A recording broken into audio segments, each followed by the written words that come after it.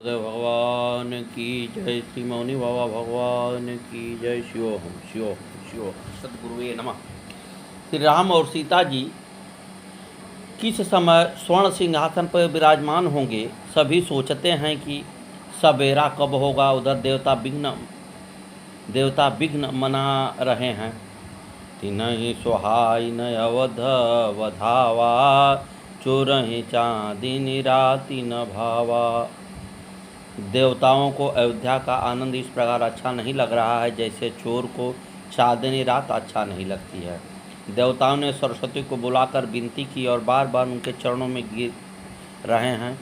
कहते हैं, हे माता जी, हमारी विपत्ति को ध्यान में रखकर कुछ ऐसा करिए जिससे श्री राम मन को चले जाएं और सभी देवताओं का हित हो जाए। सुनी सुर विनय पाठी पछिताती, भई सरोज विपिन हिमराती। देखि देव पुनि कहाई निहोरी, मातु तो ही नहीं थोरी अखोरी। देवताओं की विनती सुनकर सरस्वती जी खड़ी खड़ी पछता रही हैं कि हाय, मैं कमल वन के लिए हेमंत ऋतु की रात हुई। उन्हें इस प्रकार पछताते देख देवता फिर विनय करके कहने लगे, हे माता, इनमें आपको जरा भी दोष न लगेगा। विषमय हर खर हितर घुरावो, तुम जानहु सब राम प्रभावो। जीव करम बस सुख दुख भागी, जाय अवध देव हित लागी। श्री रघुनाथ जी निषाद और हर्ष से रहित हैं। आप तो श्री राम जी के सब प्रभाव को जानती ही हैं। जीव अपने कर्म वश ही सुख दुख का भागी होता है। अतएव देवताओं के हित के लिए आप अयोध्या जाइए। देवताओं ने बार बार सरस्वती जी के चरणों में विनती करके संकोच में डाल दिया। सरस्वती जी सोच रही हैं कि देवताओं का निवास ऊंचा है लेकिन बुद्धि ओछी है, वह पराये ऐश्वर्य को नहीं देख सकते। सरस्वती जी आगे की कार्य भगवान राम द्वारा राक्षसों का वध को विचार करके अयोध्यापुरी में प्रवेश किया। नमो मंथरा मंदमती, चेरी कह कही केरी। अजस पटोरी ताही कर गई, गिरामती फेरी। मंथरा नाम की कैकेयी की एक मंद बुद्धि दासी थी।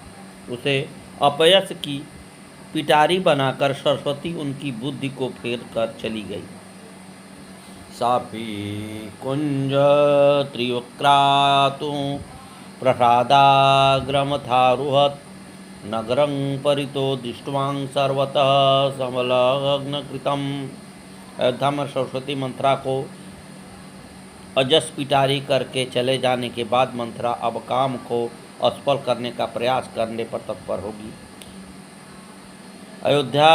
अध्यात्म रामायण में जिस समय अयोध्या में राम जी के राज्याभिषेक के निमित्त तैयारियां चल रही थी, तब भगवान शिव पार्वती जी से कहने लगे कि उसी समय श्री राम जी के महल में श्री नारद जी का आगमन होता है। मुनि की पूजा अर्चना के पश्चात नारद जी ने भगवान के ऐश्वर्य का गान किया।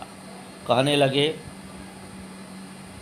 लोके स्त्रीवाचकं यावत् सर्वजानकीं शुभा, पुनामवाचकं यावदत् सर्वत्वं हि राघवः।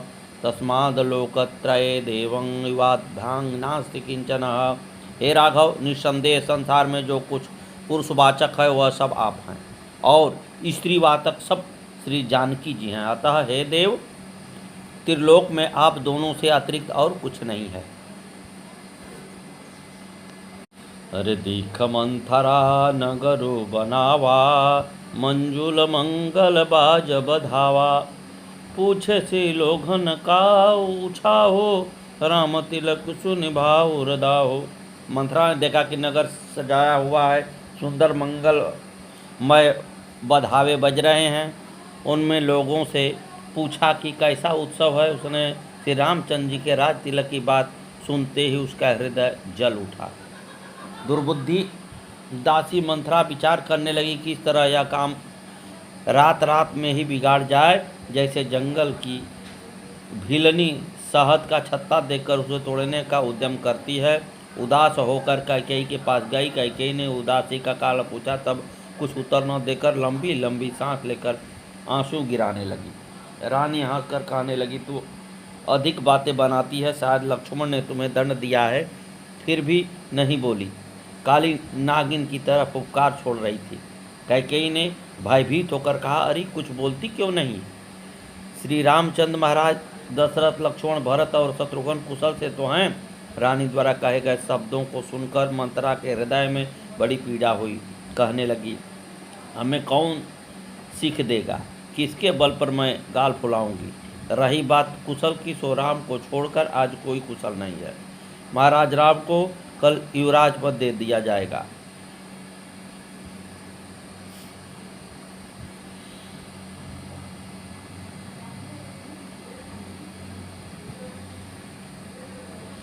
मंथरा के इन शब्दों को सुनकर कैकेयी कहने लगी, अरे दुष्ट, चुप रह, घर फोड़ी कहीं की।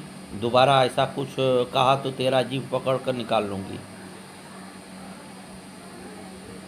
अब के जो ऐसे वचन कहे तो तेरा मुंह नुचवा लूंगी। युवराज राम होता जे क्षण तुमको मैं मुंह मांगा दूंगी।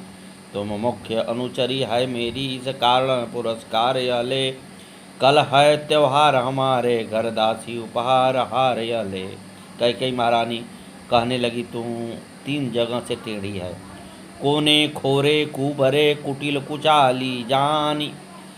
तिय विशेषी पुनिचो चेरी कहे भरत माँ तुम सुकानी।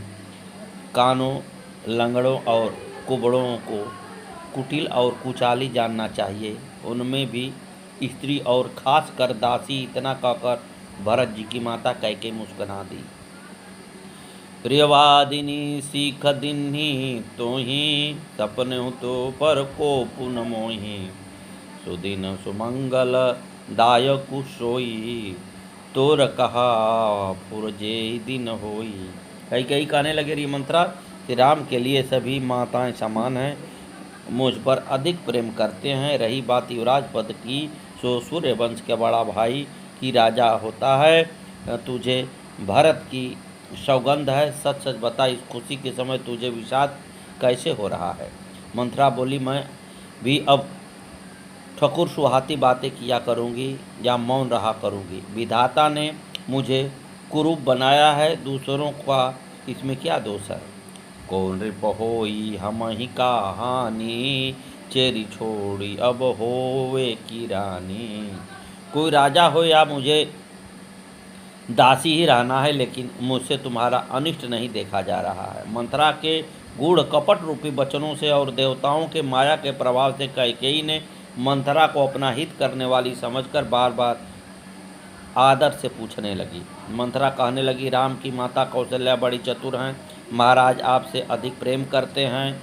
यह कौशल्या को अच्छा नहीं लगता है। उसने महाराज को अपने जाल में फंसाकर भरत को अनुपस्थिति में राम के लिए राज तिलक की लग्न से निश्चित करवा ली है।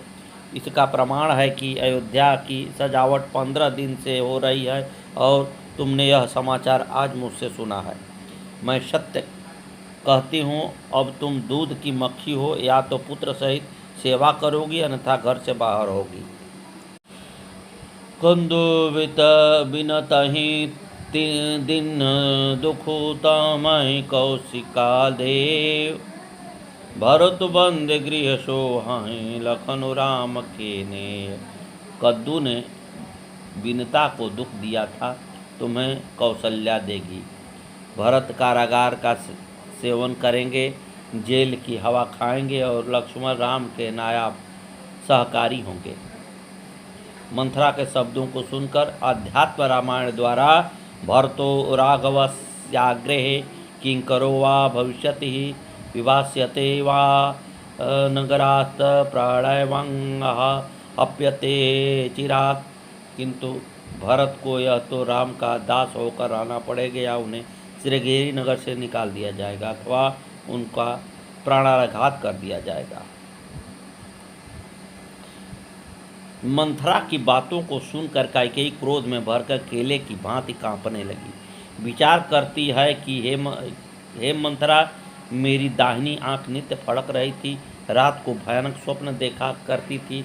मंथरा, मैं चाहे जीवन भर पिता के यहाँ रह लूँगी, पर सौत की सेवा नहीं करूँगी। कैकेयी के मन की बात जानकर मंथरा बोली, महारानी, मैंने ज्योतिषियों से पूछ लिया है। उन्होंने गणित लगाकर बताया था कि भरत की ही राजा बनेंगे। हे महारानी, मैं आपको एक उपाय बतलाती हूँ। महाराज आज भी आपके बस में ही हैं। बहुत समय पहले महाराज ने आपको 2 वरदान देने को कहा था। मंथरा महारानी कैकेयी से कहने लगी, एक बार महाराज दशरथ जी देवासुर संग्राम में इंद्र की सहायतार्थ राक्षसों से युद्ध करने सेना के साथ आपको भी ले गए थे। युद्ध के समय महाराज के रथ की धुरी की कील टूटकर गिर गई थी। हे महारानी जी, आपने पति की प्राण रक्षा हितार्थ अपने हाथ ही उस छिद्र में लगा दिया था। महाराज आपको उस स्थिति में देखकर हतप्रभ रह गए थे।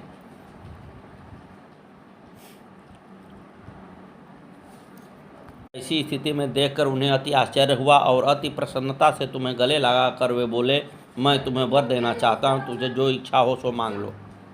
इस समय तुम 2 वर मांग सकती हो। राजा के इस प्रकार कहने पर तुमने कहा, राजन, यदि आप प्रसन्नतापूर्वक मुझे 2 वर देना चाहते हैं तो उन दोनों वरों को अपने स्वामी से मांगो। एक वर के द्वारा भरत का राज्याभिषेक और दूसरे वर के द्वारा श्री राम को 14 वर्ष तक का वनवास मांग लो। श्री रामचरितमानस में मंथरा महारानी कैकेयी से कहती हैं कि 2 वरदान भोपसन थाती, मांग हुआ जो जुड़ा वह छाती। सुतहि राजु राम ही बनवासु, देहु लेहु सब सवतिल्हु लासु। तुम्हारे 2 वरदान राजा के पास धरोहर हैं। आज तुम्हें राजा से मांगकर अपनी छाती ठंडी कर लेना चाहिए। पुत्र को राज्य और राम को वनवास दो और सीता सौत का सारा आनंद तुम ले लो। कहना 2 वचन मांगती हूँ, राजा श्री भरतलाल जी हों। 14 वर्षों का रामचंद्र तपसी बनकर वनवासी हों। मंथरा कहने लगी, अब आपको भवन में जाओ, सब काम सावधानी से करना, महाराज को बातों में मत आ जाना, और जब महाराज राम की सौगंध खामे तभी वरदान मांगना। इस प्रकार से मंथरा पूरी युक्ति बताकर चली गई।